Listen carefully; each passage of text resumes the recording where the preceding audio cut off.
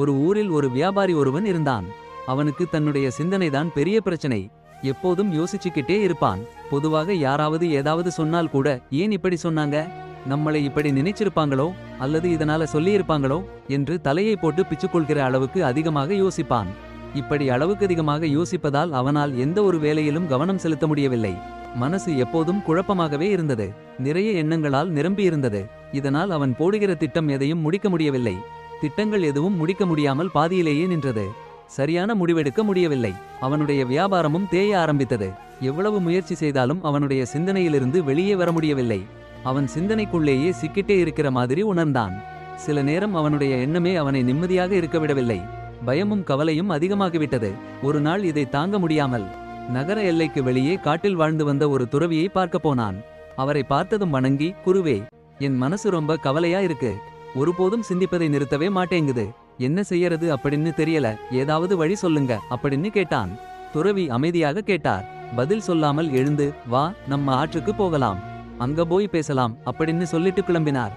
இருவரும் நடக்க ஆரம்பித்தார்கள். வழியில் ஒரு வயலை கடந்து போனார்கள். அங்கே பூசணிக்காய் பயிர் செய்யப்பட்டு இருந்தது. துறவி அங்கே நின்று ஒரு பூசணிக்காயை எடுத்துக்கொண்டு மீண்டும் நடக்க ஆரம்பித்தார். ஆற்றை அடைந்ததும் இடுப்பு வரையிலான நீருக்குள் இறங்கினார். அந்த வியாபாரியும் அவரை பின்தொடர்ந்தான். எதுவுமே பேசாமல் துறவி அந்த பூசணிக்காயை தண்ணீருக்குள் தள்ளினார்.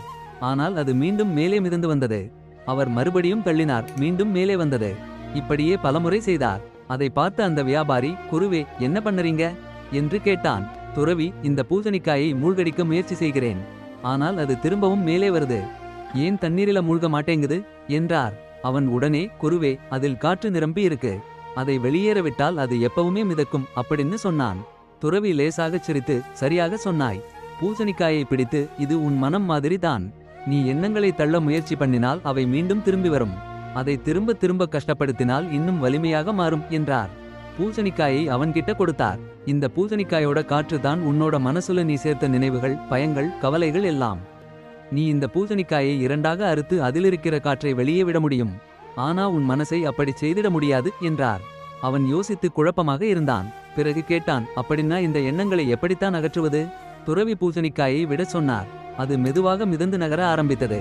அதை காட்டி, நான் என்ன செய்தேன்? தள்ளுவதை நிறுத்திவிட்டேன். சாதாரணமாக அது போக அனுமதித்தேன். பாரு, அது தானா போகுது என்றார். உன்னோட மனசுல வரும் எண்ணங்களும் அப்படித்தான்.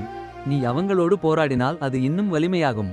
ஆனால் நீ அமைதியாக கவனித்தால், எந்த எதிர்ப்பும் காட்டாமல் இருந்தால் அது தானாக விலக ஆரம்பிக்கும். அவன் இப்பதான் புரிந்து கொண்டான். ஆஹா, இதுதான் விஷயமா குருவே, எனக்கு ஒரு நல்ல வழிகாட்டினீங்க. ரொம்ப நன்றி. நீங்க மட்டும் சொல்லலன்னா நான் என்ன ஆகியிருப்பேன்னு தெரியாது என்று நன்றி சொல்லிட்டு கிளம்பி போனான். அந்த நாளிலிருந்து அவன் சிந்தனையோடு சண்டை போடவில்லை. எந்த ஒரு கவலை, சிந்தனை மனசுல வந்தாலும் ஒரு பார்வையாளரைப் போல அமைதியாக கவனித்தான். மெதுவாக எண்ணங்களின் சக்தி குறைய ஆரம்பித்தது. மனம் அமைதி அடைந்தது. வேலையில் கவனம் திரும்பியது. வேலையும் வளர்ச்சி அடைய ஆரம்பித்தது.